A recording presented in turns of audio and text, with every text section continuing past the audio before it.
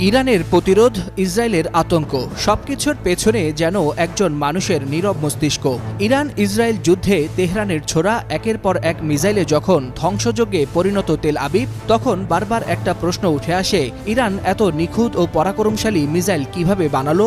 কার মেধা ও বুদ্ধিমত্তায় ইরানের এই মিসাইল বিপ্লব? তাকে চিনতে সবাই ভুল করলেও ভুল করেনি ইসরায়েলি গোয়েন্দা সংস্থা মোসাদ।